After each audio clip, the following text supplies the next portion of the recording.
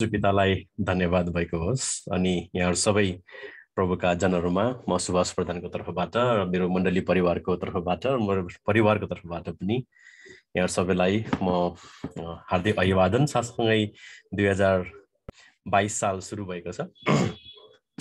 2022 सालको पनि यहाँहरूलाई म धेरै धेरै शुभकामना दिन चाहन्छु, किनभने अब जनवरी महिना कटेको छैन हैन, माघ महिना लाग्यो भने जनवरी महिना अझै पनि हामी फर्स्ट महिनाको यो 15 मात्रै मध्यमा आइपुगेका छौँ। त्यसैले सायद ह्याप्पी न्यू इयर भनिरहँदाखेरि सायद आपत्ति नहोला, यहाँहरूलाई फेरि पनि म शुभकामना दिन चाहन्छु। मेरो परिवारको बारेमा म बताउन चाहन्छु। मेरो परिवारको बारेमा नबताइकन म कतिपटक संगति पनि सुरु गर्दिनँ हैन, किन उहाँहरूको प्रार्थना र उहाँहरूको सहयोगले नै आज जहाँसम्म प्रभुले सेवकाको जिम्मा दिनुभएको छ, उहाँहरूको सहयोगको लागि म एकचोटि फेरि पनि just want to appreciate them. मेरो परिवार, मेरो मम्मी, नानु बाबु अनि मेरो श्रीमती प्रमिला, सृजन र सरिन, अनि हाम्रो सानो एउटा कुकुर पालेको छौँ। कुकुर भन्न मिल्दैन रे है, उसलाई नामै लिएर बोलाउनु पर्छ। हामी यति पाँच परिवार कुसुन्तीमा बस्छौँ। अनि म परमेश्वरलाई र विशेष विजेता मण्डली अनि प्रिय चर्च दुईजना संयुक्त चर्चमा जसरी आज संगति गर्नुभएको छ, उहाँहरू सबैलाई धन्यवाद दिन चाहन्छु। तपाईँले आज मलाई यसरी वचनको सेवा गर्ने मौका दिनुभएको लागि। मेरो अहिलेको सेवकाईको जिम्मा म सिरियल सिटी नेपालमा राष्ट्रिय निर्देशकको रूपमा सेवा गर्ने मौका प्रभुले दिनुभएको छ। सँगसँगै नेपाल बाइबल सोसाइटीमा जुन अहिले हामीले चलाउँदै गरेको बाइबल छ, त्यो बाइबललाई संशोधन गर्ने काम हामीले गरिरहेका छौँ। डाक्टर मङ्गलमान महर्जन, डाक्टर शर्मा, बालकृष्ण शर्मा अनि तेज दाजु लगायत अरू हाम्रा केही पास्टर अगुवाहरू हुनुहुन्छ हाम्रो टिममा। त्यहाँ बसेर हामी अहिले हामी चलाउँदै गरेको बाइबललाई रिभाइज गर्दैछौँ, संशोधन गर्दैछौँ। त्यो टिममा पनि बसेर काम गर्ने मौका प्रभुले दिनुभएको छ। र कर्नरस्टोन प्रिचिङ एकाडेमी नेपाल चाहिँ यो प्रचार कलालाई अझै तिखार्नको लागि पास्टरहरूलाई तालिम दिने काम हामी गर्छौँ। यो चाहिँ विशेष प्रिचिङ सम्बन्धी बाइबल व्याख्या कसरी गर्ने र प्रवचन कलाको बारेमा हामी तालिम दिन्छौँ। यो अनलाइनमा अहिले भइरहेको छ। यो चाहिँ जुम लकडाउन हुँदाखेरि सुरु गरेको कार्यक्रम हो। सँगसँगै प्रभुले मलाई माइका नेपाल, आवना अनि एभरेस्ट थियोलोजिकल इन्स्टिच्युट अनि युएमएन लिभिङ ब्याप्टिस्ट चर्चमा म डिकनको रूपमा सेवा गर्दैछु। यो भयो मेरो बारेमा। अघि सञ्चालकज्यूले पनि आफ्नो बारेमा बताउनु भन्नुभयो, मैले त लेखेर लिएर आएको छु है, अन्यथा नलिनु होला। तर जस यी सबै ठाउँहरूमा चाहिँ परमेश्वरले जिम्मा दिनुभएको लागि म प्रभुलाई धन्यवाद दिन चाहन्छु। अघि मैले कर्नरस्टोन प्रिचिङ एकाडेमी नेपालको बारेमा कुरा गर्दै थिएँ। यो चाहिँ एउटा युट्युब च्यानल हो। तपाईँले कर्नरस्टोन प्रिचिङ एकाडेमी भनेर खोज्नुभयो भने थुप्रै वचनको प्रचारको तरिकाहरू र सँगसँगै त्यहाँ डिभोसनल्स भिडियोजहरू पनि तपाईँले पाउनुहुन्छ। पक्कै पनि यो मैले भन्दै गर्दाखेरि लाइक, सब्सक्राइब अनि यो कमेन्टहरू तपाईँले पक्कै पनि गरिहाल्नुहुन्छ, मैले भन्नै पर्दैन होला होइन। हुन्छ, यति भन्दै हामी आजको विषयवस्तुमा प्रवेश गर्नेछौँ। आज हामी तपाईँको बिचमा मैले दोस्रो पत्रुस 1 अध्यायको 3 पददेखि 11 पदसम्ममा आत्मिक दृष्टिविहीनता भन्ने विषयमा परमेश्वरको वचन लिएर आएको छु। तपाईँहरूसँग अगाडि बाइबल छ भने तपाईँहरूले बाइबल हेर्न सक्नुहुन्छ है त, पल्टाउँदै गर्न सक्नुहुन्छ। दोस्रो पत्रुसको पुस्तक हामी 1 अध्यायको 3 देखि 11 मा हामी अहिले बाइबलबाट पाठ गर्नेछौँ।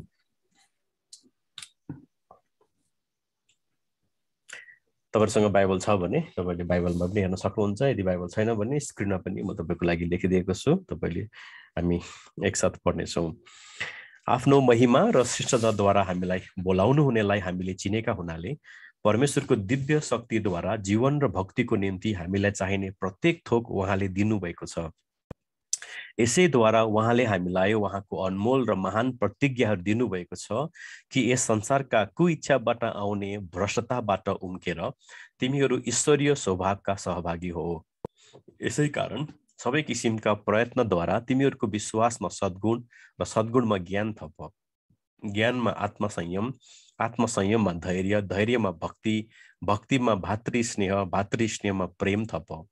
किनकि यी कुराहरू तिमीहरूमा प्रशस्त छन् भने हाम्रा प्रभु येशू ख्रिस्टको ज्ञानमा यी कुराहरूले तिमीहरूलाई बेकममा र निष्फल हुनदेखि बचाउने छन्। किनकि यी कुराहरूमा अभाव भएको मानिस चाहिँ पुराना पापहरूबाट शुद्ध भएको कुरा बिर्सेर टाढा, अन्धा र टाढाका कुरा नदेख्ने जस्तो हुन्छ। परमेश्वरको वचन पढाइमा प्रभुले हामीलाई आशीर्वाद गर्नुभएको होस्। यो वचनको मैले टाइटल जुनसरी आत्मिक दृष्टिविहीनता किन राखेको छु भन्दाखेरि तपाईँले 9 पद ख्याल गर्नुभयो भने नि पत्रुसले के भन्दैछ भने यदि हामीले यी माथिका जति पनि कुराहरू परमेश्वरले दिनुभएको छ यी कुराहरू बिर्स्यौँ भने चाहिँ हामी बेकममा हुन्छौँ, हामी निष्फल हुन्छौँ, हामीमा कुनै आत्मिकी फल हुँदैन। यति मात्रै होइन, यदि हामीले यी कुराहरू अभाव भएको मानिस, जुन कुराहरू अहिले म कुरा गर्छु यो 3, 4, 5 मा देखेको छ, यी कुराहरूमा चाहिँ अभाव भएको मानिस चाहिँ के हुन्छ भन्दाखेरि ऊ अन्धा हुन्छ। अब अहिलेको जमानामा अन्धा भन्न मिल्दैन हैन, किनभने एक प्रकारले यो अपमानजन्य शब्द भइसकेको छ। त्यसै कारण हामी आत्मिक दृष्टिविहीनता भन्ने कुरा गर्छौँ अथवा आत्मिक दृष्टिविहीन। अनि त्यो एउटा मान्छे चाहिँ के हुन्छ, आत्मिक दृष्टिविहीन भनेको देख्न नसक्ने मान्छे जस्तो हुन्छ अरे। भन्न खोजेको पत्रुसको के भन्न खोजेको थियो भन्दाखेरि चाहिँ चर्चमा यस्ता किसिमका मानिसहरू थिए पत्रुसको पालोमा है त, कि विश्वास चाहिँ येशूलाई गर्छु भनेर भन्ने तर विश्वास अनुसारको जीवन जियाइ नभएको उनीहरूको जीवन थियो। यसको मतलब विश्वास र जीवनको जियाइको तारतम्यता नमिलेको अवस्था थियो। विश्वास एउटा कुरा थियो तर व्यवहार चाहिँ अर्को कुरा थियो।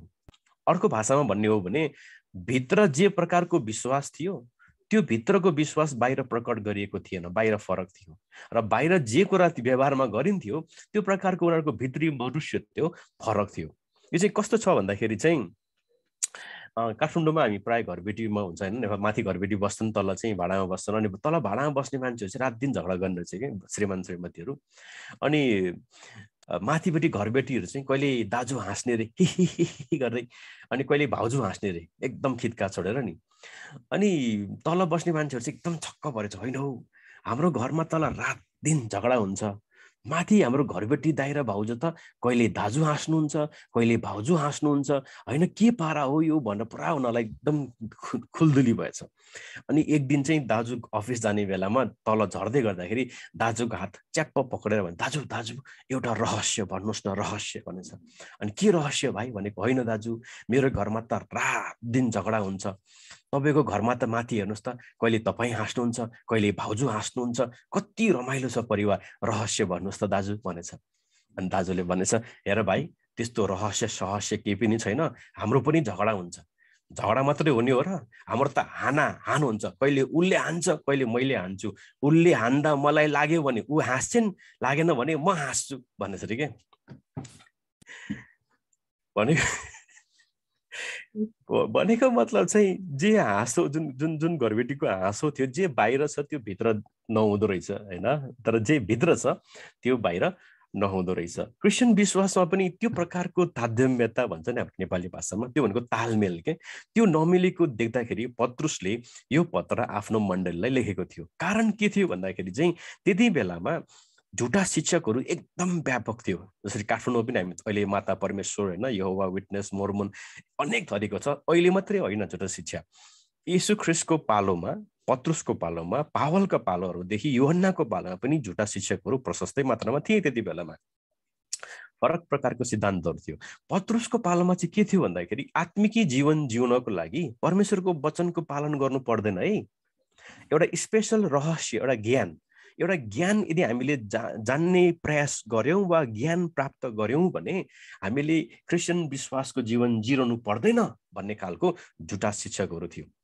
एउटा स्पेशल, त्यसलाई हामी नोस्टिसिजम पनि भन्छौँ अङ्ग्रेजीमा होइन। त्यो भनेको एउटा रेभुलेसन, परमेश्वरको चाहिँ होइन कि एउटा चाहिँ एउटा दिव्य शक्ति चाहिन्छ। त्यो जसले पायो त्यो चाहिँ आध्यात्मिक भयो, त्यो चाहिँ के भयो एकदमै, त्यो चाहिँ महात्मा होइन, त्यो चाहिँ के भयो ज्ञानी मानिस भयो। त्यसले अब सबै कुरा पाइसकेको छ, क्रिस्चियन जीवनको आज्ञा पालन गरिरहनु आवश्यक छैन भन्ने कुरा थियो। त्यसै कारणले तपाईँले 2 नम्बर हेर्नु भने मण्डलीमा फैलिँदै गएका झुटा शिक्षकको विरोध गर्नलाई पत्रुसले यो पत्र लेखिरहेको छ। रहस्यमय वा दिव्य ज्ञान चाहिन्छ तर उहाँको आज्ञा पालन गर्नु र पवित्र जीवन जिउनु आवश्यक छैन भन्ने झुटा शिक्षकहरू थिए होइन। अनि मुख्य चाहिँ भ्रष्ट जीवनशैली र गलत शिक्षाको वकालत गर्दै त्यति बेलाका मानिसहरू जसको निम्ति पत्रुसले यो पत्र लेख्नु परेको थियो।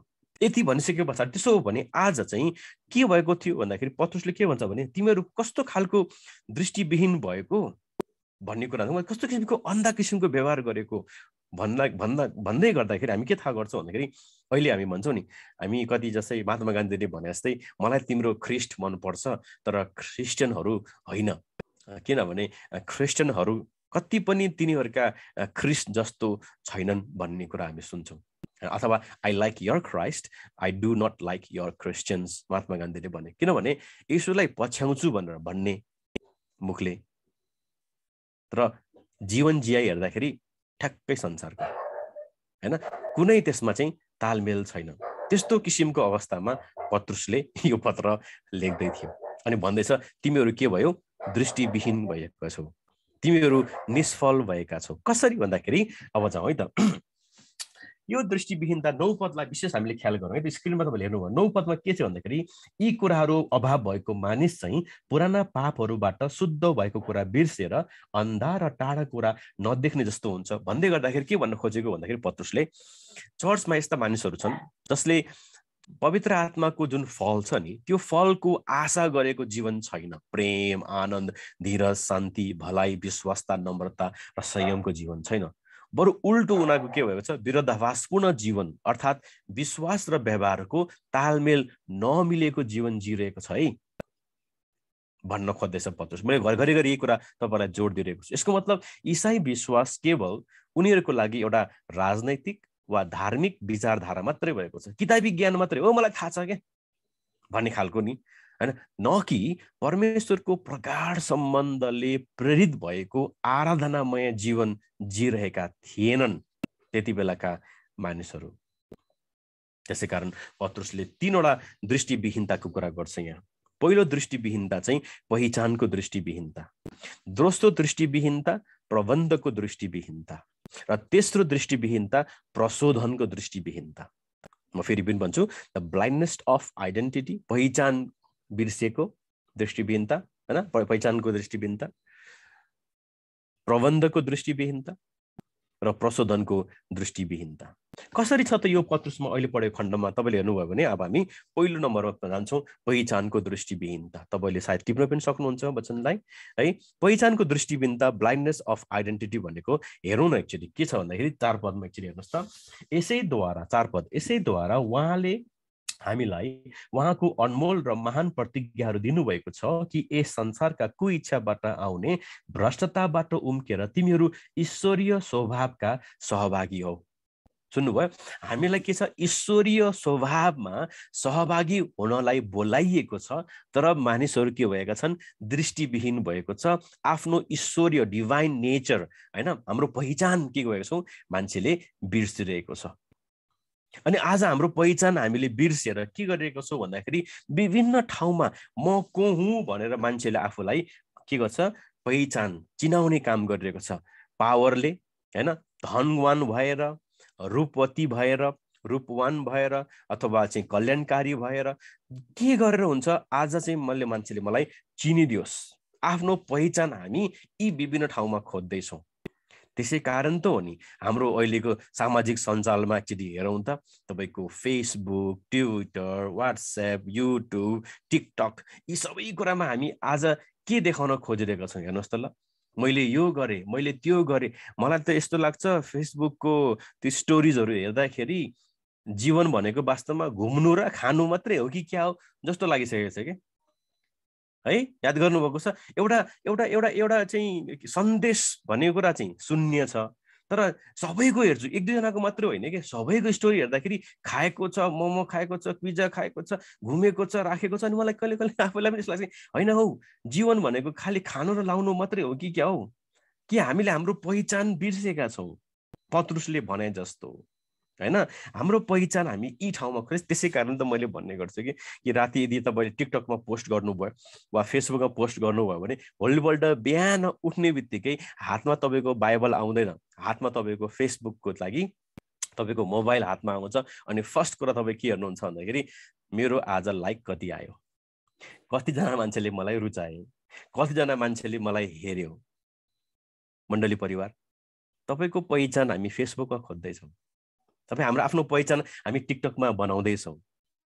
अनि तर बाइबलले के भन्छ भने हामी यदि यस प्रकारले जियौँ भने हामी निष्फल हुन्छौँ। हामी एउटा अन्धो तरिकाले जिरहेका हुन्छौँ। विश्वास चाहिँ येशूमा गर्ने र पहिचान हामी कहाँ खोज्ने? टिकटकमा खोज्ने के हैन। विश्वास हामी येशूमा गर्ने, हाम्रो पहिचान हामी फेसबुकमा खोज्दैछौँ। भनेपछि यदि फेसबुक नराम्रो हो भन्न खोजेको होइन मैले, तर यदि हाम्रो पहिचानको विषय नै यदि हामीले हाम्रो कामलाई बनायौँ, तपाईँको पोजिसनलाई बनायौँ भने हामी के भयौँ? दृष्टिविहीन तरिकाले जिरहेका हुन्छौँ। You forget. त्यसै कारणले यो बिर्सिने भएको कारणले के हुन्छ भन्दाखेरि हामी आत्मिक रूपमा अन्धो तरिकाले जिरहेका हुन्छौँ। अझै म भन्न चाहन्छु यो भनेपछि कस्तो भन्दाखेरि हाम्रो पहिचान भनेको हाम्रो सम्बन्ध विच्छेद हुन्छ नि, मण्डलीमा पनि हुन्छ र बाहिरमा पनि हुन्छ। विशेष गरिकन सम्बन्ध विच्छेदहरू, नैराश्यपनहरू, असफलताहरू, अभावहरू चाहिँ हाम्रो पहिचान होइन मण्डली परिवार। यो त जीवनका भोगाइहरू हुन्। हाम्रो काम हाम्रो पहिचान होइन। हाम्रो सम्बन्ध चाहिँ हाम्रो पहिचान हो। हाम्रो पहिचान बुझ्दै हुन्छ नि। हाम्रो पहिचान के हो भन्दाखेरि नेपालको चलन चाहिँ खराब छ कि। नेपालको चलन के खराब छ भन्दाखेरि यदि कोही तरकारी बेच्न आयो भने हामीले उसको नामले बोलाउँदैन कि ए तरकारीवाला भन्दै। उसको नाम, उसको पहिचान के हो भने उसको कामले गराइदिन्छ क्या। याद गर्छ नि होइन, ए मट्टीतेलवाला, तरकारीवालादेखि लिएर सबै वाला बनाइन्छ। अनि हाम्रो काम नै हाम्रो पहिचान बनाउँछ। यो चाहिँ गलत हो। हाम्रो काम हाम्रो पहिचान होइन र हामीलाई दिने कुनै पनि विशेषण हाम्रो पहिचान होइन। एउटा निराशी क्रिस्चियन कदापि हुन सक्दैन, हुँदैन। डिप्रेस क्रिस्चियन भन्ने नै हुँदैन। तर एउटा क्रिस्चियन आफ्नो निराशामा ऊ गुज्रेको हुन सक्छ हैन। एउटा गरिब क्रिस्चियन भन्ने हुनै सक्दैन। तर एउटा क्रिस्चियन आफ्नो आर्थिक अभावमा गुज्रेको हुन सक्छ, किनभने उसको अभावले उसलाई पहिचान गर्ने नै होइन कि। हाम्रो पहिचान हामी यसरी होरिजेन्टल खोज्ने नै होइन। हाम्रो पहिचान वरिपरिबाट आउँदैन मण्डली परिवार। हाम्रो पहिचान माथिबाट आउने हो। यो कुरा बिर्स्यौँ भने हामी अन्धा हौँ, दृष्टिविहीन भएर जिरहेका हुन्छौँ। आत्मिक रूपमा तल खोज्ने थाल्यौँ, वरिपरि खोज्न थाल्यौँ भने अनि पत्रुसले भन्छ माथि हेर न, तिमीहरूलाई त ईश्वरीय स्वभाव दिएको छ, परमेश्वरको स्वभाव दिएको छ। तिमी को हौ भन्ने कुरा बिर्सिनुहुन्न। अनि एकचोटि यही जाडो महिनाको मौसममा के भएछ भन्दा दुईजना भाइहरू चाहिँ चितवन गएछ घुम्नलाई हैन। चितवन गएछन्। चितवनको साउरामा गएर चाहिँ होटलमा गएर बसेछन्। होटलमा गएर बसिसके पछाडि बारमा गएछन्। अनि छुट्टै बार र छुट्टै होटल थिएछ। अनि गएको बारमा खाँदै मातेपछि आफ्नो होटल जाने बाटो बिर्सेछ। अनि एउटाले भन्छ होइन हौ दायाँ हो दायाँ भनेछ। अनि होइन लट्ठिँदै अर्कोले चाहिँ होइन बायाँ हो हाम्रो होटल त भन्ने। पुरा त्यो दायाँ र बायाँको अलमल हुँदै गर्दाखेरि चाहिँ ठ्याक्क इन्सपेक्टर साहब पुरा फुली र बिल्ला लगाएको इन्सपेक्टर साहब आएर डङ्गै ठोकिएछ क्या। अनि ठोकिसके पछाडि उनीहरूले भनेछ ओइ तँलाई थाहा छ यो होटल जाने बाटो कता हो भनेछ। अनि इन्सपेक्टर साहबलाई पुरा रिस उठेछ क्या। यत्रो फुली लगाएको छु, स्कुलको के अरे पुलिसको युनिफर्ममा छु, टोपी छ होइन, तर चाहिँ मलाई नचिन्ने यसले भनेछ। अनि पुरा रिस उठेर ओइ तँलाई थाहा छ म को हुँ भनेछ। अनि त दुईटा जडेहरू आपत परेछ। ओहो यार आपत पर्यो, हेर त हामी त कुन बाटो जाने हो भन्ने कुरा थाहा नभएको, तर यो मान्छे त ऊ आफै को थाहा नरहेछ यार भन्थे के। म को हामी कति पटक नेपालमा चलन एकदम फेमस छ, तपाईँले याद गर्नुहुन्छ? अलिअलि झगडा सुन्नुहोस् त बाटोमा, हेर्नुहोस् त फर्स्ट क्वेसन के आउँछ? ओइ तँलाई थाहा छ म को हुँ भन्ने हुन्छ। याद गर्नुपर्छ। यो म को हुँ भन्ने कुरा चाहिँ बडो फेमस छ नेपालमा। अनि पत्रुसले त्यसै कारणले हामी को हौँ भन्ने कुरा बिर्स्यौँ भने हामी अन्धा हुन्छौँ। यति हो भन्न खोजेको पत्रुसले। यदि हाम्रो पहिचान हाम्रो रूपमा होइन, फेसमा, हाम्रो अनुहारमा खोज्न थाल्यौँ, यदि हाम्रो पहिचान तपाईँको जागिरमा हामीले खोज्न थाल्यौँ भने थाहा छ के हुन्छ? जुन दिन तपाईँको जागिर गुम्छ नि त्यति बेला तपाईँले आफ्नो जीवनको सर्वस्व गुमेको महसुस गर्नुहुन्छ, तपाईँको जहाज डुबेको महसुस गर्नुहुन्छ।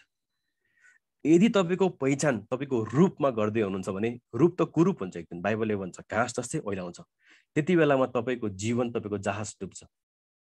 हेर्नुहोस् त, किन भन्दाखेरि हामीले हाम्रो पहिचान हाम्रो काममा, हाम्रो रूपमा, हाम्रो धनमा, हाम्रो पढाइमा र यी सबै ठाउँमा राख्यौँ भने, तपाईँको व्यापार व्यवसायमा छ भने तपाईँको व्यापार व्यवसाय तपाईँको काम हो, पहिचान होइन। यति चाहिँ याद गरौँ। किनभने हाम्रो पहिचान यदि हामीले माथिबाट हेरेनौँ, ईश्वरीय स्वभावमा हामीलाई प्रभुले ल्याउनु भएको छ भन्ने कुरा बिर्स्यौँ भने यी सबै परिस्थितिहरू एक दिन बदलिन्छ र हामी जीवनकोबाट के हुन्छ एकदमै निराशापनमा हामी फेरि के गर्छौँ, हामी जान थाल्छौँ। किनभने तपाईँको पहिचान तपाईँ गलत ठाउँमा खोज्दै हुनुहुन्छ।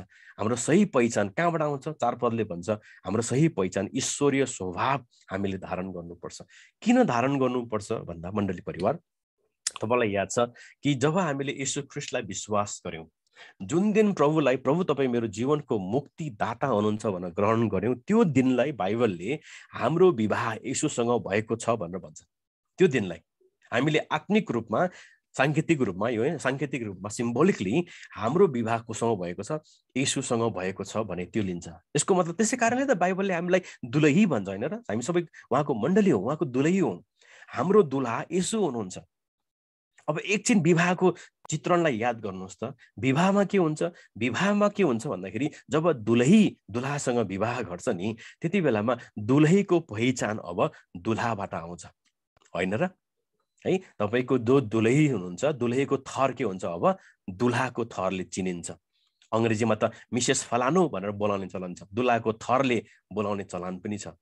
त्यो नेपालमा पनि त्यही छ नि, होइन र? भन्नुहोस् त ल। हाम्रो नागरिकता बदलिन्छ, तपाईँको पहिचान बदलिन्छ, होइन? मेरो श्रीमतीको नागरिकता बदलियो, उहाँको एउटा नाम थियो, मसँग बिहा गराएपछि मेरो नामको पछाडि मेरो जुन थरमा उहाँको चाहिँ पहिचान थपेर आएको छ। किन भन्दाखेरि विवाह भयो। विवाहमा पहिचान बदलिन्छ, दुल्हाको होइन, दुलहीको पहिचान दुल्हाबाट आउँछ। एकछिन याद गर्नु यो कुराहरूलाई। दोस्रो कुरा के हुन्छ भन्दाखेरि तपाईँले याद गर्नुहोस् न, अब दुलहीको ऋण, दुलहीको दायित्व, दुलहीको जिम्मेवारी अब कसको जिम्मेवारी भएर आउँछ? दुल्हाको जिम्मेवारी भएर आउँछ, होइन र? दुलहीको जिम्मेवारी, दुलहीको दायित्व अब दुल्हाको हुन्छ। तर दुल्हाको धन, दुल्हाको सम्पत्ति, दुल्हाको अंशमा अब हक लाग्छ हाम्रो दुलहीको। याद गर्नुभएको छ, विवाहमा यी कुराहरू समावेश भएको हुन्छ। अब एकछिन यसलाई ख्रीष्टसँगको विवाहसँग तुलना गर्नुहोस् त। तपाईँको दुलही र म दुलहीको पहिचान अब ख्रीष्ट हाम्रो दुल्हा हुनुहुन्छ भने हाम्रो पहिचान हाम्रो दुल्हाबाट आउनुपर्छ। तपाईँ र म येशूका हौँ, हामी संसारका होइनौँ। त्यस कारणले बाइबलले भन्छ बारम्बार हामी येशूबाट हाम्रो पहिचान आउँदछ। दोस्रो, हाम्रो ऋण, हाम्रो जिम्मेवारीहरू, हाम्रो दायित्व अब कसले लिनुभएको छ? दुल्हाले लिनुभएको छ। आमेन। त्यति मात्र होइन, अब दुल्हाको धन, दुल्हाको सम्पत्ति अब हाम्रो पनि भएको छ। हामी दुलहीहरूको भएका छौँ। त्यसै कारणले बाइबलले हामीलाई आफ्नो दुल्हाको आगमन नभइन्जेलसम्म पवित्र, चोखो र चाहिँ तेजस्वी भएर रहिरहनको लागि हामीलाई बोलाइरहेको छ। हाम्रो पहिचान हाम्रो दुल्हाबाट आउँछ। अनि यदि यो कुरा बिर्स्यौँ विजेता मण्डली, प्रिय मण्डली परिवार, हामी अन्धा हुन्छौँ टोटल्ली। विश्वास एउटा कुरामा गर्छु भन्ने, तर हाम्रो व्यवहार चाहिँ अर्कै कुराले देखाइरहेको हुन्छ। अनि पत्रुसले त्यही कुरा भन्दैछ, हामी 9 पद निष्फल हुन्छौँ, दृष्टिविहीन हुन्छौँ, टाढाको कुरा नदेख्ने क्रिस्चियन हुन्छौँ। मुखले भन्न त भन्छौँ, तर पहिचान हामी केमा खोज्छौँ?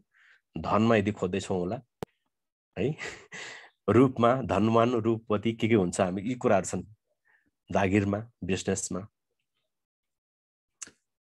त्यो कुराबाट हामी बाहिर आउनुपर्छ। दोस्रो पहिचानको कुरा गरौँ, दोस्रो दृष्टिविहीनता है। दोस्रो दृष्टिविहीनता चाहिँ प्रबन्धको दृष्टिविहीनता। यो चाहिँ कस्तो छ भने 3 पदमा हेर्नुहोस् त ल। हाम्रो आफ्नो महिमा र श्रेष्ठताद्वारा हामीलाई बोलाउनु हुनेलाई हामीले चिनेका हुनाले परमेश्वरको दिव्य शक्तिद्वारा, अरू कुनै शक्ति होइन है, दिव्य शक्ति कसको? परमेश्वरको। यो पत्रुसले त्यो पत्रुसको बेलामा अन्य झुटा शिक्षकहरू ल्याउने त्यो शक्ति कुरा गरेछन्, उसको चाहिँ खण्डन गर्दैछ यहाँ। त्यो द्वारा जीवन र भक्तिको निम्ति हामीलाई चाहिने प्रत्येक थोक उहाँले दिनुभएको छ। हुन्छ, प्रबन्ध प्रभुले गरिदिनु भएको रहेछ नि त 3 पद अनुसार। त के को लागि प्रबन्ध छ भन्दाखेरि बाइबलले भन्छ 2टा कुराको लागि है। हाम्रो लागि दिएको प्रबन्ध भनेको चाहिँ के को लागि छ भन्दाखेरि, एउटा कुरा जीवनको प्रबन्ध छ है, र एउटा कुरा चाहिँ के छ, यो भक्तिको लागि प्रबन्ध गरिदिनु भएको छ प्रभुले। हेर्नुहोस् त लक्ष्मी, भनेपछि यो संसार, यो जीवन भनेको अनन्त जीवन होइन नि है। यो तपाईँले हेर्नुहुन्छ भने यो भनेको अहिलेको जीवन, यो वर्तमान जीवन जिउनको लागि है। परमेश्वरले हामीले उहाँलाई चिनेको हुनाले उहाँको दिव्य शक्ति अनुसार उहाँले हामीलाई यो संसार अहिलेको जीवन जिउनको लागि र भक्तिको जीवन जिउनको लागि, गडलीनेस भक्तिको लागि जीवन जिउनको लागि हामीलाई प्रभुले के गरिदिनु भएको छ? सबै थोक दिनुभएको छ। प्रत्येक थोक भनेको छ बाइबलमा, एक्चुअली हेर्नुहोस् त यहाँ है, प्रत्येक थोक के गर्नुभएको छ? दिनुहुन्छ। भनेपछि परमेश्वरले त हामीलाई प्रबन्ध गरिदिनु भएको रहेछ नि त। परमेश्वर हामीलाई जुटाउनु हुने परमेश्वर हुनुहुँदो रहेछ त। परमेश्वर हाम्रो वास्ता गर्नुहुने परमेश्वर हुनुहुँदो रहेछ त हाम्रो, भन्ने कुरा हामी यहाँ देख्दछौँ त। तर यो कुरा हामी बिर्सिन्छौँ। हामी के बिर्सिन्छौँ भन्दाखेरि हामीले को माथि विश्वास गरेका छौँ भन्ने कुरा बिर्सिन्छौँ। जब आपत आइलाग्छ हैन, आर्थिक आपत हुन सक्छ, जब हामीलाई स्वास्थ्यमा आपत आइलाग्छ, वा हाम्रो जीवनका धेरै उतार चढावहरू हुन्छन्, त्यति बेलामा हामी के हुन्छौँ? छिट्टै परमेश्वर हामीलाई मद्दत गर्नुहुने, सधैँ हाजिर हुने परमेश्वर हुनुहुन्छ भन्ने कुरा बिर्सिन्छौँ। अनि हामी के गर्छौँ? अनि हामी कसलाई भनेर हुन्छ, कसलाई भुकारेर हुन्छ भनेर हाम्रो नजर माथि हेर्नुको सट्टामा हामी वरिपरि हेर्न सुरु गर्छौँ। अनि हामी क्रिस्चियन भन्छौँ, तर व्यवहारमा हाम्रो ठ्याक्कै संसारिकपनाको तर्क जीवन हुन्छ। अनि पत्रुसले भन्छ यो चाहिँ दृष्टिविहीनता हो।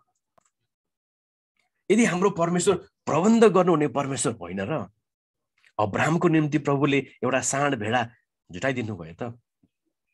40 वर्षसम्म परमेश्वरले यस्तो राम्रो मासुमा मासु, रोटीमा रोटी प्रबन्ध गरिदिनु भयो। अनि बाइबलले भन्छ उनीहरूको जुत्ता फाड्दा पनि फाडेन अरे 40 वर्षसम्म। होइन र हाम्रो परमेश्वर? तपाईँ र मैले विश्वास गरेको परमेश्वरले आफ्नो मानिसहरूको अगुवाई गर्नको लागि, त्यो दासत्वबाट निकाल्नको लागि, सन्तानलाई मार्ने, विध्वंस मचाउने षड्यन्त्रभित्र पनि त्यही षड्यन्त्रकारीकै घरमा रक्षकलाई प्रभुले के गरिदिनु भयो? संरक्षण गरेर मोसालाई खडा गर्नुहुने परमेश्वर हाम्रो परमेश्वर होइन र? तपाईँ र मैले विश्वास गरेको परमेश्वर चाहिँ होइन, योनाको लागि माछाको प्रबन्ध गर्नुहुने परमेश्वर होइन र? हैन, इभन एलियाकै लागि कुरा गर्दाखेरि आफ्नो जनको वास्ता प्रभु यति गर्नुहुन्छ कि कागलाई पनि प्रभुले हराउनुहुन्छ मण्डली परिवार। तपाईँ र मैले विश्वास गरेको परमेश्वरको प्रबन्ध यति हामीले खोजे अनुसारको प्रबन्ध नहोला, तर ही नेभर फेल्स टु प्रोभाइड। तर उहाँले प्रबन्ध गर्न कहिले विफल हुनुहुन्न हाम्रो परमेश्वर। हाम्रो खाँचो र हाम्रो आवश्यकताहरूलाई उहाँ हरदम तयार हुनुहुन्छ। 2 वर्ष भयो कोरोनाको संक्रमणमा हामी छौँ, अहिले पनि हामी जुममा आएका छौँ। मलाई भन्नुहोस् त 2 वर्षभित्रमा मलाई खाना नबसिकन, मैले खाना नपाइकन म रहनु पर्यो भनेर कोही हुनुहुन्छ मण्डली? आजसम्म मैले देखाएको छैन। प्रभुले आफ्नो मानिसहरू, आफ्ना संयन्त्रहरू चलाएर आफ्ना जनहरूको वास्ता गर्नुहुन्छ। त्यो जुटाउनु हुने परमेश्वर हो हाम्रो। हामीले मागेको र चिताएको भन्दा बढी दिनुहुने परमेश्वर हाम्रो हुनुहुन्छ। अनि जब हामी यो कुरा बिर्सिन्छौँ, हामी चाकडी गर्न सुरु गर्छौँ, हामी चाप्लुसी गर्न सुरु गर्छौँ, हामी चम्चागिरी सुरु गर्छौँ, ठ्याक्कै संसारको पारामा हामी चल्छौँ। किनभने हाम्रो संसारले के सिकाएको छ मण्डली परिवार? यो संस्कृति, हामी जुन संस्कृतिमा हामी हुर्केका छौँ कि सिधा औँलाले घिउ आएन भने बङ्गाउनु पर्छ। कुन पदमा छ बाइबलको? देखाउनुहोस् त मलाई। छैन। यो त संसारको नियम हो, हाम्रो संस्कृतिमा चलिआएको यो चलन हो। सिधा औँलाले घिउ आएन भने बङ्गाउनु पर्छ। किन भन्दाखेरि म आफैले प्रबन्ध नगरेसम्म त हुनेवाला केही छैन। बिर्सिन्छौ। अनि पत्रुस भन्छ तिमीहरू अन्धा हो। तिमीहरू अन्ध तरिकाले जिरहेका छौ। विश्वास चाहिँ गर्छु भन्छ, प्रभुले सब जुटाउनु हुनु होइन, बनाउनु हुन्छ, तर आफ्नो चाहिँ रोटी र दैनिक रोटीको लागि चाहिँ भरोसा हामी परमेश्वरमा गर्दैनौँ, मान्छेमा हेर्छौँ, संस्थामा हेर्छौँ, कुन चाहिँ एनजिओमा गयो भने के होला, कुन चाहिँमा गयो भने के होला भनेर हामी यी कुराहरू चाहिँ विचार गर्न सुरु गर्छौँ। होइन, त्यसै कारणले है प्रभुले के भन्नुहुन्छ हेर्नुहोस् त ल, रोमी 8:28 हामी जान्दछौँ उहाँलाई प्रेम गर्नेहरू र उहाँका अभिप्राय अनुसार बोलाएकाहरूका निम्ति हरेक कुरामा परमेश्वरले भलाइ नै गर्नुहुन्छ। मेरो परमेश्वरले आफ्नो महिमामा उहाँको सम्पत्ति अनुसार तिमीहरूको हरेक खाँचो ख्रीष्ट येशूमा पुरा गरिदिनुहुन्छ। मानिसलाई आइपर्ने परीक्षा बाहेक तिमीहरू अरू परीक्षामा परेका छैनौ, तर परमेश्वर विश्वासयोग्य हुनुहुन्छ, जसले तिमीहरूलाई तिमीहरूका शक्तिदेखि बाहिरका परीक्षामा पर्न दिनुहुने छैन, तर तिमीहरूले सहन सकुन् भनेर परीक्षाको साथसाथै उम्कने बाटो पनि दिनुहुन्छ। यसरी तिमीहरू त्यसलाई खप्न सक्नेछौ। बुझ्दै हुनुहुन्छ कुरा? बुझ्दै हुनुहुन्छ? परमेश्वर हाम्रो प्रबन्ध गर्नुहुने परमेश्वर हुनुहुन्छ। यो संसारको लागि, अनन्त जीवनको लागि मात्रै होइन, अनन्त जीवनको प्रबन्ध त उहाँले गरिसक्नुभयो, तर यो संसारमा भक्तिको साथ जीवन जिउनको लागि चाहिने प्रत्येक थोक प्रभुले गरिदिनु भएको छ। अनि जुन दिन हामी बिर्सिन्छौँ, अनि पत्रुस भन्छ तिमीहरू अन्धो क्रिस्चियन हौ, एक प्रकारले दृष्टिविहीन हो, अन्धो नभनौँ ल अबदेखि, दृष्टिविहीन हो तिमीहरू है, तादम्यता मिलेन। र हामी के देख्छौँ भन्दाखेरि मलाई एउटा सानो उदाहरण मैले तपाईँको बिचमा राख्न चाहन्छु। मलाई कति समय दिएको थियो, मैले धेरै समय लिए यसलाई रहेछ, अनि सिद्धिन पनि लाग्यो। हामीले हामी पनि अलि पनि कोठा भाडामै बस्छौँ, अनि एउटा कोठाबाट अरू कोठामा सर्नुपर्ने थियो। अनि धेरै वर्ष अगाडि हामी जहाँ कुसुन्दी बस्छौँ, अनि त्यो एरियामा एउटा स्कुल छ, मिसन स्कुल, जुन स्कुलमा नानीहरूलाई पढाउन हाम्रो ठुलो इच्छा थियो। अनि घर सर्नुपर्ने भयो। अनि घर सर्ने हुँदामा हामीले प्रभुसँग प्रार्थना गर्ने, प्रभु हामीलाई घर चाहिँ दिनुहोस्, तर मेरो शर्त छ होइन। अनि के थियो भन्दाखेरि मैले गुरुङको घर हुनुपर्छ। एक प्रकार गुरुङसँग मेरो एक प्रकारको चितवनको लगाव भएको कारणले होला, मैले कुनै त्यस्तो जातवादको मैले यो डिस्क्रिमिनेसन गरेको होइन कि, एउटा प्रकारको चितवनमा गुरुङहरूसँग बढी घुलमेल भएको कारणले मलाई गुरुङसँग फेरि बस्न मन लागेर मैले भने गुरुङको घर हुनुपर्छ, पानी प्रशस्त हुनु पर्यो, र केएलसी भन्ने स्कुलको नजिक हुनुपर्छ, र अर्को चाहिँ 10,000 घर भाडा हुनुपर्छ। यो भनेको चाहिँ त्यति बेलामा घर भाडा महँगो चलिरहेको थियो। अनि यो चारवटा विषय लिएर हामीले चाहिँ प्रसङ्गमा आएको थियौँ। अनि प्रसङ्ग कुरामा कुरा चाहिँ एकजना चाहिँ हाम्रो मण्डलीको परिवारको दिदी आउनुभयो, सुभाष दाई त्यहाँ चाहिँ घर खाली चाहिँ जानुहोस् न भन्यो। अनि मैले मेरो श्रीमतीलाई पठाएँ, अनि सबै कुरा मिल्यो, स्कुलको नजिक पनि भयो, हो प्रभुको स्तुति होस् होइन। त्यस पछाडि गुरुङकै घर पर्यो, प्रभुको स्तुति होस्। पानी पनि एकदम प्रशस्त भएको, ठुलो ट्याङ्की भएको, दुईवटा धारा भएको, पानी पनि भएको, प्रभुको स्तुति होस्। वाह, भने जस्तो प्रभुले प्रबन्ध गर्नुभयो भन्ने भयो। अनि घर भाडा भनेको त 12,000 भने, ओहो 12,000 त होइन, प्रार्थना मैले 10,000को लागि गरेको थिएँ, यो चाहिँ प्रभुकोबाट आएको होइन भनेर चाहिँ भन्न थालेँ। अनि त्यसपछि होइन फेरि हेर्न जाउँ न भनेको, हेर्न गयौँ। अनि कहानी छोटो बनाएँ मैले। अनि म र मेरो श्रीमती हामी जब कोठामा हामी हेर्न गयौँ, अनि गइसके पछाडि अनि घरबेटीले भन्नुभयो, ओहो के अरे तिमीहरूको परिवार कति राम्रो परिवार रहेछ, ल मैले यति 12,000 भनेको थिएँ, ल तिमीहरू 10,000 बस न भनेर भन्नुभयो क्या। भनेपछि त अब कहाँको 12,000को भाडाको मान्छेलाई 10,000मा झारेर, अझ उहाँले त त्यो फोहोरको पनि तिर्नु पर्दैन, टिभीको के को टिभी समथिङ मैले बिर्सेँ अहिले, त्यो पनि तिर्नु पर्दैन भनेर 10,000मा भने जस्तो स्कुलको नजिक, पानी पनि भएको, गुरुङको घर पनि जुटाउनु भयो। अनि त्यो घरमा हामी बस्यौँ। प्रभुले दिनुभएको प्रबन्धमा हामी एकदम धन्यवादी भयौँ। मैले यो उत्साह किन दिएको छु भन्दाखेरि हाम्रो परमेश्वर त क्रुसमा टाँगेको येशू होइन नि त। हाम्रो परमेश्वर त क्रुसमा टाँगिएको येशूको पुनरुत्थान हुनुभएको र जीवित हुनुभएको येशूलाई हामीले विश्वास गरेको हो। हाम्रो येशू त खालि त्यो क्रिसमसको कोक्रोमा बसेको येशू होइन नि त, गाईको गोठमा मात्रै बसेको येशू होइन नि त। हाम्रो त मृत्युबाट विजय भएर स्वर्गमा परमेश्वरको दाहिने हातमा उहाँ सारा शक्ति, सारा अधिकार माथि शासन गर्नुहुने परमेश्वरमाथि विश्वास गरेका छौँ। हामीले विश्वास गरेको परमेश्वर त यो माटो र यो भूमिको एक एक इन्च बनाउने परमेश्वरलाई विश्वास गरेको हो। हामीले गरेको विश्वास गरेको परमेश्वर त किरा र फटेङ्ग्राले पनि उहाँको कुरा मान्छ, वायु र बतासले पनि उहाँको कुरा मान्छ, उहाँ गधा पनि बोल्न सुरु गर्छ परमेश्वरको अगाडि। त्यो परमेश्वरलाई हामीले विश्वास गरेको। अनि के यो परमेश्वरले हाम्रो आवश्यकता र खाँचोलाई प्रबन्ध गर्नुहुन्न त? हुन्छ। यदि हुन्न भन्ने यदि मनमा शङ्का आएको छ भने तपाईँको विश्वास र तपाईँको व्यवहार मिलेन। त्यसै कारण तपाईँ एउटा अन्धो तरिकाले अथवा दृष्टिविहीन तरिकाले जिउँदै हुनुहुन्छ। अनि पत्रुसले त्यही भन्छ, पहिचानको दृष्टिविहीनता छ, प्रबन्धको दृष्टिविहीनता छ। हामी अन्धो भइदिन्छौँ परमेश्वरको प्रबन्धप्रति होइन। अनि हाम्रो खाँचो चाहिँ हामी के गर्छौँ? छाना, नाना, खाना, शान्ति, बुद्धि, धीर, स्वास्थ्य, संयम, विश्वास, नम्रता, भक्ति, आनन्द, यी सबै हाम्रो खाँचोहरू।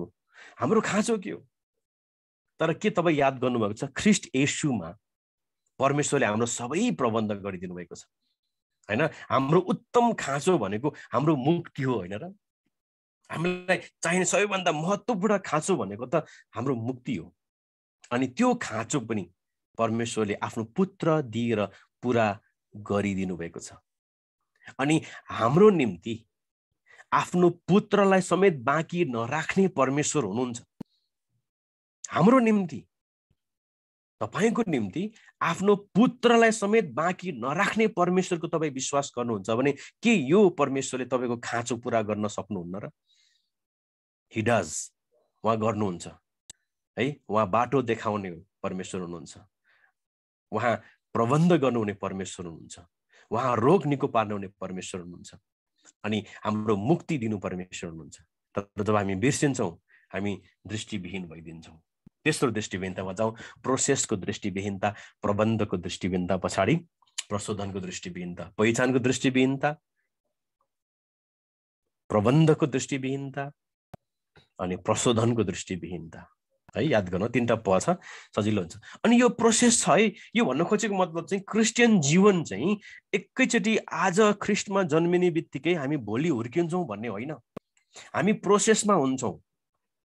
याद गर्नुभयो, जसरी एउटा बिउ आज रोपिन्छ ऊ एउटा प्रोसेसमा जान्छ, बिस्तारै उसले के हुन्छ, सिडलिङ हुन्छ, पातहरू चाहिँ टुसाहरू उम्रिन्छ, त्यसपछि बिस्तारै फल लाग्छ, पातहरू उम्रिन्छ अनि फल लाग्छ, अनि फेरि के हुन्छ, एउटा एउटा प्रक्रिया हुन्छ, एउटा प्रोसेस हुन्छ।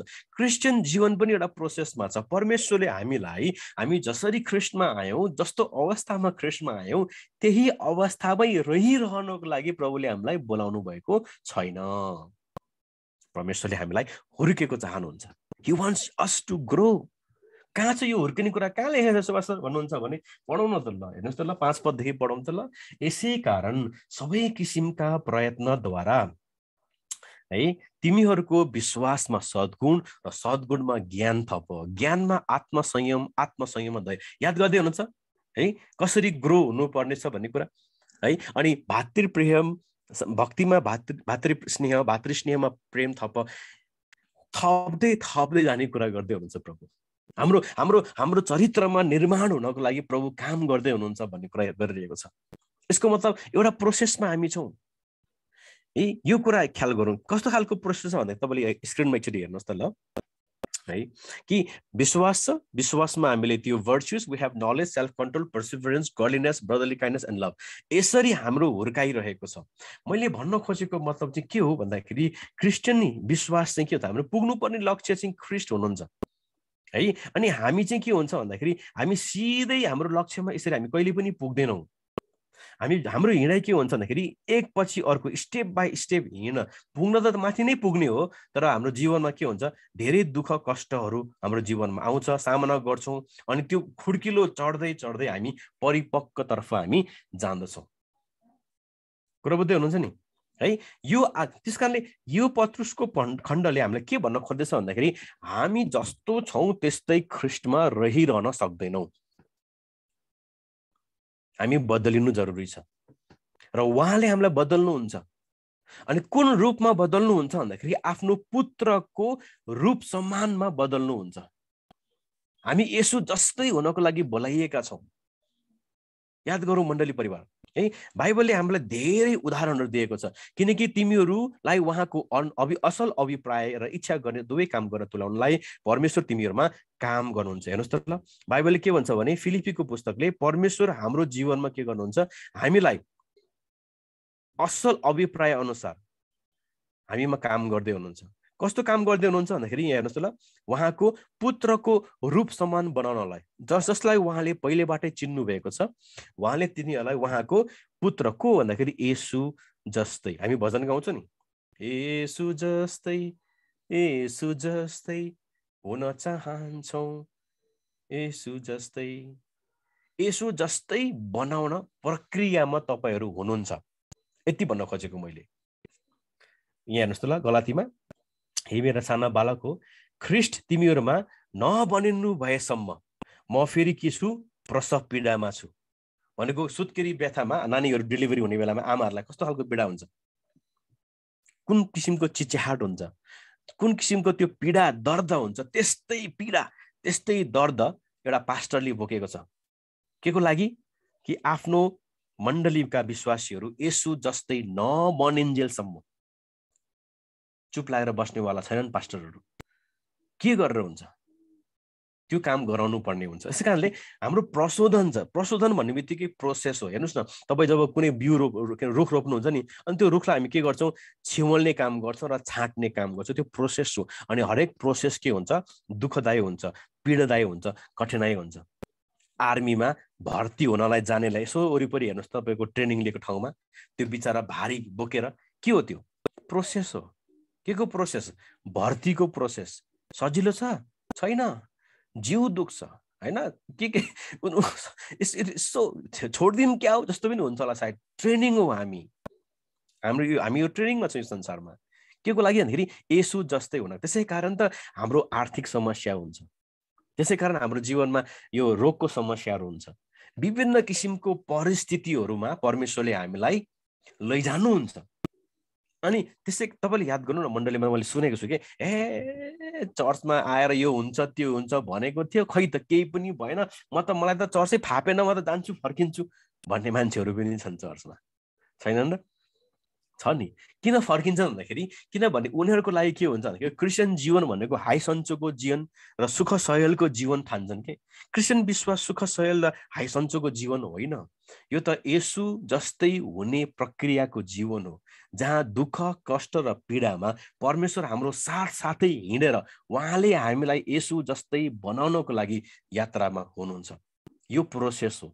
यदि हामीले यो कुरा याद गर्यौँ, सम्झ्यौँ भने ओहो म त प्रोसेसमा छु है, मैले यसरी बोल्नु पर्ने रहेछ, म त प्रोसेसमा छु है, मैले यसरी गर्नुपर्ने रहेछ भन्ने कुरा याद हुन्छ। यदि प्रोसेस नै याद भएन भने मान्छेलाई दुःख कष्ट आउने बित्तिकै हैया मैले दशंश दिएको थिएँ, कुन दण्ड दिनुभयो प्रभुले मलाई, होइन मैले चाहिँ जग्गा दिएको थिएँ, मैले यो गरेको थिएँ, प्रभुले मलाई किन यस्तो खालको समस्यामा ल्याउनु भयो भनेर परमेश्वरप्रति गुनासो हुन्छ।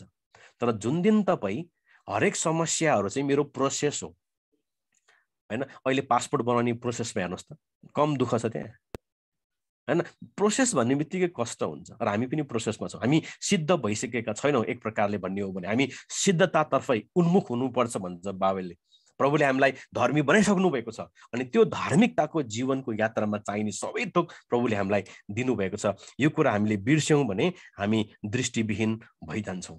त्यसै कारणले अन्तिममा कुरा गरौँ, हामीले तीनवटा कुरा गऱ्यौँ। ईश्वरीय पहिचान हुनुपर्ने रहेछ भन्ने कुरा थाहा गऱ्यौँ, ईश्वरीय प्रबन्धमा विश्वास गर्नुपर्ने रहेछ भन्ने कुरा थाहा गऱ्यौँ, अनि प्रशोधनको निम्ति ईश्वरीय अनुग्रह छ भन्ने कुरा रहेछ भन्ने कुरा हामीले थाहा गऱ्यौँ। तीनटा है त, ईश्वरीय पहिचान, ईश्वरीय प्रबन्ध र प्रशोधनको निम्ति ईश्वरीय अनुग्रह। तर यो थाहा हुँदा हुँदै पनि हाम्रो व्यवहारमा हामी कतिपटक देख्दैनौँ नि त, हामी गर्न सक्दैनौँ नि त, किनभने यति दृष्टिविहीन छ। किनभने हाम्रो हृदयहरू परमेश्वरको यो विश्वास भन्दा पनि हामी अरू नै कुरातर्फ विश्वास गर्छौँ के। याद गर्दै हुनुहुन्छ है, हामी के गर्छौँ, अरू नै कुरामा बढी हाम्रो लगाव झुकाव छ, परमेश्वरको विश्वास परमेश्वरको वचनप्रति होइन। त्यसो हो भने यो आत्मिक दृष्टिविहीनताबाट हामी कसरी बाहिर निस्किने त? अब हो मलाई थाहा भयो ईश्वरीय पहिचान चाहिन्छ, हो मलाई थाहा भयो ईश्वरीय प्रबन्ध रहेछ, हो मलाई थाहा भयो ईश्वरीय चाहिँ प्रशोधन रहेछ, थाहा त भयो, तर बिर्सिन्छौँ। अनि यो नबिर्सनको लागि, यो निष्फल नहुनको लागि हामी कसरी बाहिर निस्किने त भन्दाखेरि 11 पदले यसको एन्सर दिएको छ। छोटकरीमा 1-2 लाइन चाहिँ हेर्नु त के भन्छ भने 10 पदबाट 10 र 11 पढ्नुहोस् त। यसको एन्सर यहाँ छ।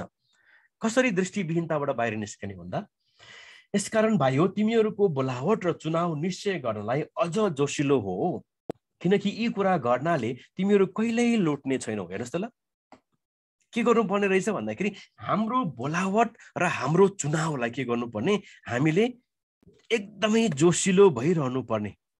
हेर्नुहोस् त ल, हाम्रो बोलावट र हाम्रो चुनावलाई निश्चय गर्नलाई भनेको मतलब रिमेम्बर, स्मरण गर। केलाई स्मरण गर भन्दाखेरि कुन तरिकाले तिमीहरू बोलाइएका थियौ। तिमीहरू आफै क्रिस्चियन हुन्छु भनेर आएको होइनौ यो परमेश्वरको राज्यमा। उहाँले हामीलाई के गर्नुपर्छ, बाइबलले भन्छ उहाँले हामीलाई चुन्नु आवश्यक छ। तिमीहरू त चुनिएका वंशहरू हौ भन्ने कुरा याद गर न। तिमीहरू त बोलाइएकाहरू हौ। कुनै माइकलले म आफै क्रिस्चियन हुन्छु भनेर हुनै सक्दैन, किनभने बाइबलले भन्छ कि जबसम्म परमेश्वरले बोलाउनुहुन्न उसलाई, लाखौं करोडौं मानिसको बीचबाट परमेश्वरले तपाईलाई उहाँको राज्यमा बोलाउनु भएको छ, चुन्नु भएको छ। यो कुरामा हामी जोसिलो जब हुन्छौँ नि, यसको मतलब भन्न खोजेको चाहिँ हाम्रो मुक्तिको उमङ्ग, डु यु हेभ त्यो मुक्तिको उमङ्ग छ त तपाईमा? हरेक बिहान उठ्दाखेरि म त परमेश्वरमा नयाँ भएको मानिस हो भन्ने त्यो उमङ्गताको साथ हामी बिहान उठ्छौँ त। किनभने याद गर्नुहोस् मण्डली परिवार, तपाईँको बोलावट र तपाईँको चुनाव गर्न सजिलो थिएन एक हिसाबले भन्ने हो भने। बाइबलले त्यसलाई के भन्छ भन्दाखेरि उद्धार गरिएका मानिसहरू हो भन्छ। उद्धारको अर्थ चाहिँ जब पत्रुसले यो पत्र लेखेका थिए र पावलको पालोमा यो शब्द चाहिँ यो शब्दले चाहिँ रिडेम्पसन भन्ने अर्थ दिन्छ। उद्धारको अर्थ भनेको चाहिँ पैसा तिरेर उसलाई के गर्ने हो, छुटकारा दिने हो, यो खालको अर्थ लाग्छ। यो भनेको चाहिँ त्यति बेलामा के चलन थियो, दासहरू यसरी बिक्री गर्ने चलन थियो, बाटोमा खसी बोकालाई बिक्री गरे जसरी कन यसरी दासहरू हतकडीमा के गरिन्थ्यो, राखिन्थ्यो यसरी बाँधेर साङ्लाले। अनि मानिसहरू आउँथे र उसको मूल्य तिरेर, उसलाई कति दाम लाग्ने उसको यो मोल तिरेर बाइबलले भन्छ परमेश्वरले हामीलाई मोल तिरेर छुटाउनु भन्छ। अनि उसले पैसा दिन्छ यो मालिकलाई, अनि यो चाहिँ मालिक चाहिँ अनि यति मध्येमा यो व्यक्ति चाहिँ अब उसको के हुन्छ, उसको दास भएर आउँछ। कुरा बुझ्दै हुनुहुन्छ? बाइबलले के भन्छ भने हामी पनि पापको दासत्वमा थियौँ र परमेश्वरले आफ्नो पुत्रको रगतको बलिदानद्वारा यो मोल परमेश्वरले हामीलाई तिरेर अन्धकारको राज्यबाट तानेर ज्योतिको राज्यमा ल्याउनु भएको छ। अनि यो मुक्तिको उमङ्ग, यो सुसमाचारको उमङ्ग जब हाम्रो हृदयमा आउँछ नि, यी यस्ता दृष्टिविहीनताहरूबाट हामी बाहिर निस्किन्छौँ। अनि त्यसपछि थाहा छ के हुन्छ, तपाईलाई ख्रिस्ट प्यारो लाग्छ। ख्रिस्ट तपाईको निम्ति सर्वाधिक मोहको विषय हुन्छ। ख्रिस्टमा तपाई मोहित हुन सुरु हुनुहुन्छ। अनि ख्रिस्ट प्रति तपाई यति आलिङ्गन हुनुहुन्छ कि उहाँप्रति कि बाइबलले भन्छ कि म यसोले भने जस्तै म दागको बोट हो, तिमीहरू मेरो हाँगाहरू हो, अनि तिमीहरू ममा रहेनौ भने कुनै पनि फल फलाउन सक्दैनौ भने जस्तै हामी यसुमा रहिरहनको लागि हामीलाई त्यो उमङ्ग र त्यो जोस दिन्छ। केले भन्दाखेरि रिमेम्बर द गस्पल, सुसमाचारलाई एकचोटि याद गरौँ। किनभने तपाईहरू त्यत्तिकै उहाँको राज्यमा आउनु भएको छैन, तपाईहरू मोल तिरेर छुट्याइएका तपाईँ प्रभुका जनहरू हुँ। त्यसै कारणले येशू हामीलाई सुधार्न आउनु भएको होइन नि त, येशूले त हामीलाई उद्धार गर्न आउनु भएको।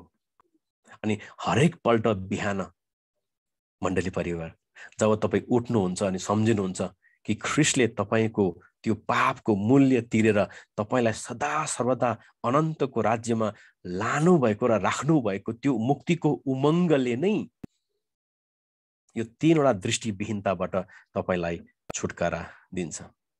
त्यसै कारणले 2022 मा तपाईले धेरै किसिमको रेजोल्युसन गर्नुभयो होला। म चुरोट खान्न भन्नु पनि भयो होला, अबदेखि छोड्छु पनि भन्नुभयो होला, म बाइबल पढ्छु पनि भन्नुभयो होला, बाइबल मैले सिद्ध्यान, म पुरै विभिन्न किसिमको कमिटमेन्ट तपाईँहरूले गर्नुभयो होला 22 मा, होइन र? अब आजको शिक्षा अनुसार 22 मा तपाईँले कसरी जीवन जिउन सक्नुहुन्छ भन्दाखेरि म ईश्वरीय पहिचानमा जिएर 2022 बिताउन चाहन्छु। म भुल्न चाहन्न मेरो पहिचान कहाँबाट आउँछ भनेर। दोस्रो, म ईश्वरीय प्रबन्धमा भरोसा गर्छु। म मेरो धन, मेरो सम्पत्ति, मेरो छोरा, मेरो छोरी, मेरो विदेशमा भएको मेरो फलानो, विदेशमा भएको मेरो ढिस्काना, मेरो भरोसाको जगहरू होइनन् उनीहरू, तर मेरो ईश्वरीय प्रबन्धमा म भरोसा गरेर जिउन चाहन्छु 2022। अनि परमेश्वरले जीवनमा भाइरस अहिले आएको छ, परमेश्वरले उहाँको जीवनका छोराछोरीलाई ताडना दिनुहुन्छ, अनुशासन गर्नुहुन्छ, परीक्षाहरू आउँछन्, तलमाथि हुन्छ। यी सबै त मेरो प्रशोधनको लागि राखिएको रहेछ, मलाई येशू जस्तै बनाउनको लागि यी अवरोधहरू रहेछन् भन्ने कुरा जिएर म बुझेर म 2022 लाई जिउन चाहन्छु। अनि अन्तिममा सुसमाचारको योग्यको जीवन बिताएर 2022 म बिताउन चाहन्छु। किनभने पत्रुसले भन्छ यदि हामीले हाम्रो बोलावट, हाम्रो मुक्तिको त्यो उमङ्गलाई बिर्स्यौँ भने हामी निष्फल हुन्छौँ। हामीले विश्वास गरेको ख्रिस्ट येशूमा अन्तिममा एउटा यो भनाइराखेर म यो गेस्ट लेक्चर भएको कारणले गेस्ट प्रिचर भएको कारणले कतिपटक समय चाहिँ धेरै कुराहरू भन्न मन लाग्छ, माफ गर्न म 1 मिनट समय लिएर जान्छु। दुईटा चाहिँ यो धर्म मान्नेहरू चाहिँ पुरा गफ गर्दै रहेछन् कि मण्डली परिवार। अनि एउटा क्रिस्चियन रहेछ र नन क्रिस्चियन रहेछ। अनि नन क्रिस्चियनले सोधेछ कि क्रिस्चियनलाई, ओए क्रिस्चियन तेरो मन्दिर कहाँ हुन्छ भन् त भनेछ। हाम्रो मन्दिर त हुँदैन हौ, हाम्रो त येशू नै हाम्रो त मन्दिर हुनुहुन्छ भनेछ। अनि तिमीहरूको पुजारी चाहिँ कहाँ हुन्छ त पुजारी भनेछ। अनि हाम्रो त खै पुजारी त हुँदैन, हाम्रो त येशू नै हाम्रो त प्रधान पुजारी हुनुहुन्छ नि त भनेछ। अनि तिमीहरूको बलिदान चाहिँ कहाँ हुन्छ त बलिदान, मार हान्ने कुरा भन्दाखेरि हाम्रो त बलिदान पनि हुँदैन किनभने हाम्रो त येशू नै हाम्रो उत्तम बलिदान पो हुनुहुन्छ भनेछ। अनि नन क्रिस्चियनले सोध्छ, होइन कस्तो खालको धर्म हो, न बलिदान छ, न पुजारी छ, न मन्दिर नै छ। अनि क्रिस्चियनले भनिन्छ, त्यही भएर त भनेको हाम्रो धर्म होइन नि त, हाम्रो त आस्था हो एकजना व्यक्तिप्रति जो ख्रिस्ट परमेश्वर हुनुहुन्छ। हाम्रो आस्था हो, हाम्रो विश्वास हो एकजना व्यक्तिप्रति। अनि उहाँप्रतिको हाम्रो आत्मीयता, उहाँको क्रुसको मृत्युको त्यो दृश्यमा मनन गरेर जोसिलो भएर उमङ्गताको साथ सुसमाचारको व्यवहार जीवनमा उतार्ने हामी विश्वासीहरू हौ। नत्र त हामी फेरि पत्रुसले भने जस्तै पहिचानको दृष्टिविहीनतामा जिउँछौँ, प्रशोधनको दृष्टिविहीनतामा जिन्छौँ, प्रबन्धको दृष्टिविहीनतामा जिन्छौँ। यसबाट बाहिर निक्लिने एउटै मात्रै उपाय 10 र 11ले भन्छ, हामी जोसिलो हुनु पर्यो केमा, आफ्नो मुक्तिमा। किनभने त्यो मुक्ति ख्रिस्ट येशूले तपाईँ र मेरो निम्ति दिनुभएको छ। परमेश्वरले यहाँ सबैलाई आशीर्वाद गर्नुभएको होस्।